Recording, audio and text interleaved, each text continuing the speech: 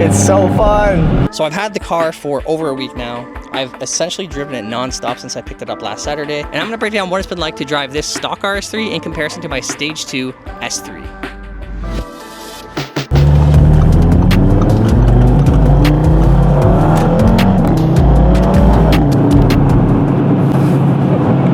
So the first thing that I noticed as soon as I took my first test drive in this car was the driving experience is completely different. I had researched this car extensively. I watched every YouTube video, you know, asking people in real life, asking people who own the car.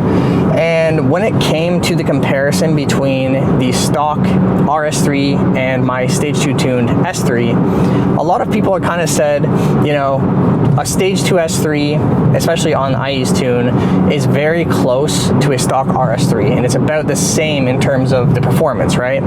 Quarter mile times are about the same, 0 to 60 times are about the same. So I was kind of coming into this expecting that I would get into this car and it would feel very similar to my S3. And that ended up not being the case at all. This car feels very, very different in almost every way in comparison to my Stage 2 S3. So the first thing that I noticed right away was that my S3 was actually a lot quicker in the lower RPMs and the lower gears.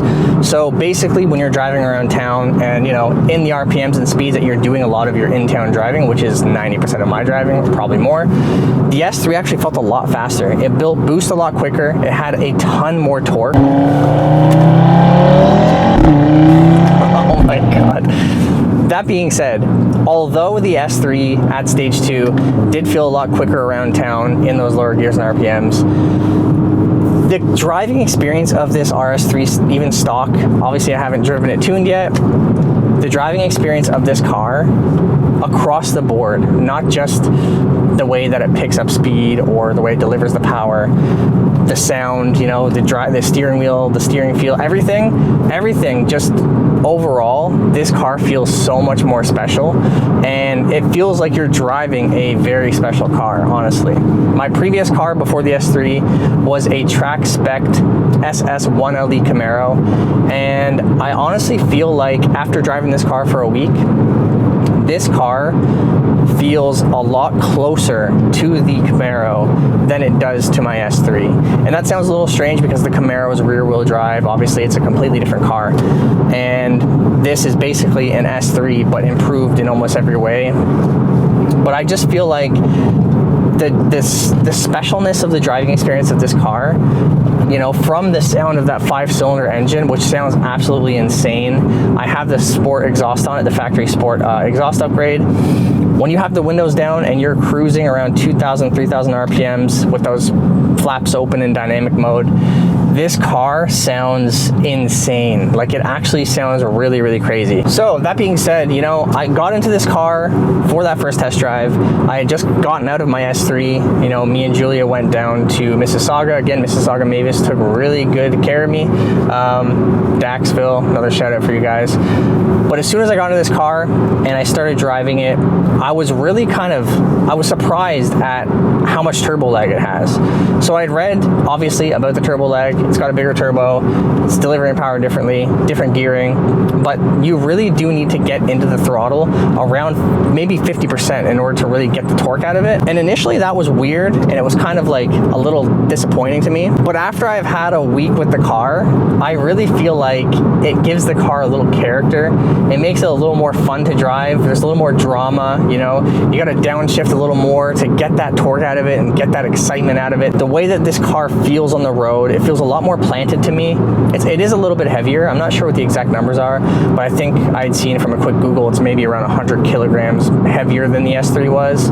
And I do feel like I feel that, but it's not a bad thing. It doesn't make the car feel like it's like chunky, you know, or it's not nimble anymore.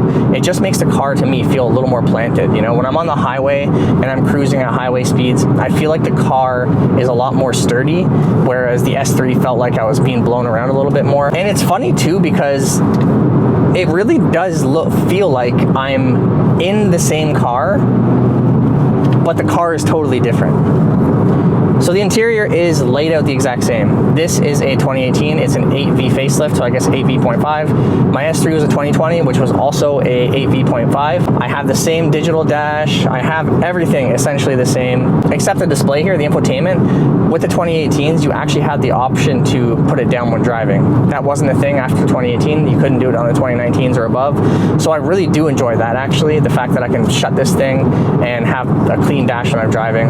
I'm in the same car. The seats are similar. These are a bit nicer, or maybe a lot nicer in my opinion, just because they have the perforated leather. My S3 didn't. It did have the diamond stitch seats. It had the same kind of sport upgrade seats, but these feel a little bit nicer. It's not a crazy difference, but they do feel a little nicer. Throughout the cabin, there is the carbon fiber inlays, which the S3 didn't have, and I prefer the black as well in terms of the seats over the S3. To be honest, outside of work and going to the gym or doing any errands, I have not been able to stop driving this car since I picked it up over a week ago. And it's not like the feeling is kind of dwindling. This car is so satisfying to drive that I don't think I'm going to get bored of it in any capacity for the foreseeable future. Something that's worth noting though, like talking about this car as a daily driver, because I do daily drive my cars. I don't have another car that I can take out, every day and do my normal errands and just keep this for the weekend or keep it for like the days I want to have fun. So daily drivability is very important to me, and as a daily driver, this car is incredible. It's basically the same as the S3 in terms of comfort. I don't like the suspension's obviously upgraded and it's supposed to be a little more aggressive, but it does feel different, but it's not anything that would put me off of wanting to drive this car in any conditions, whether it's going on a road trip or if I have to put people in the back. It doesn't feel so aggressive to the point that I don't want to do something in it. It's completely comfortable. That's going to be subjective, obviously, if you're coming from a car that is super comfortable. Like even if you're coming from like an A4, A5, into this car, you're going to experience probably a more dramatic change in your daily drivability. But for me, the fact that this car is fast as hell stock, it sounds absolutely incredible. I can't stress that enough. It sounds insanely good with that factory sport exhaust. As a daily driver, it's been really, really good. I have no complaints. The only complaint that I do have though is this 5-cylinder engine absolutely guzzles gas in comparison to the S3, even stage 2 tuned. This thing is just guzzling gas. Obviously, it's going to come down to how you're driving it, right? How heavy your foot is, how often you're getting on it. The problem, though, is that this car feels like it wants you to drive it. It feels like it wants you to put your foot down basically all the time, because when you're not, it almost feels like a shame in a way. Like I feel guilty for not getting on the throttle and making the 5-cylinder engine kind of squeal a bit, right? Kind of like this.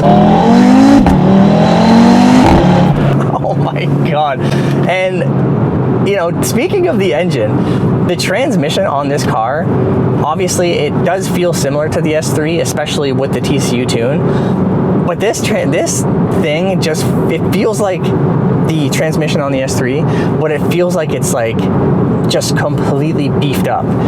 Sometimes when I'm kind of getting in it and I'm shifting, it's like almost like it's like a more brutal like cracking into gear.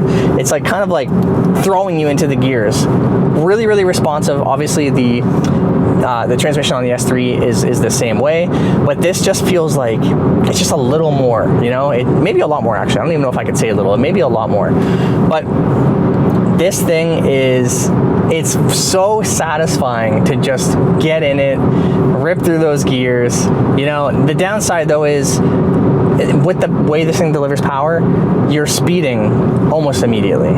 So you can't really enjoy it to its full extent when you're driving around town, because if you're in first gear at a light and you kind of rip it, by the time you're ripping through second, you're already going illegal speeds. So take that as you will. Drive responsibly always. Obviously, I don't believe in like cutting up in the streets or driving like an idiot. I actually can't stand people that do that, but it's very satisfying. And back to the gas thing, I have seen a pretty drastic reduction in fuel economy in comparison to the S3, but again, I've really been driving the car a lot. I've been getting in it a lot because I want to hear the 5-cylinder engine. When you're driving in comfort or when you're driving with those valves closed, it's just, it feels shameful.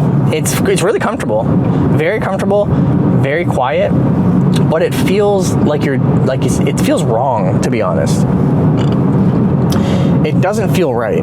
It feels like you should be in dynamic, the valve should be open, and you should be having fun. That's the only downside that I've really seen with this car after spending about 1,000 kilometers in it since last week.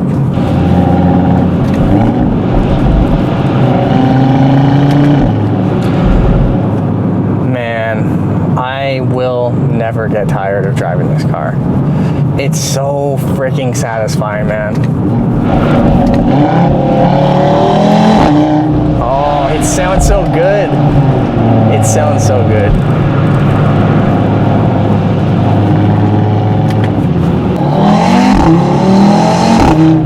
Oh my God. Oh, this car, it's so fun. If you're still here, I want to thank you for watching. Again, if you want to see more, feel free to follow along, hit subscribe, leave me a comment, and I will see you guys in the next video.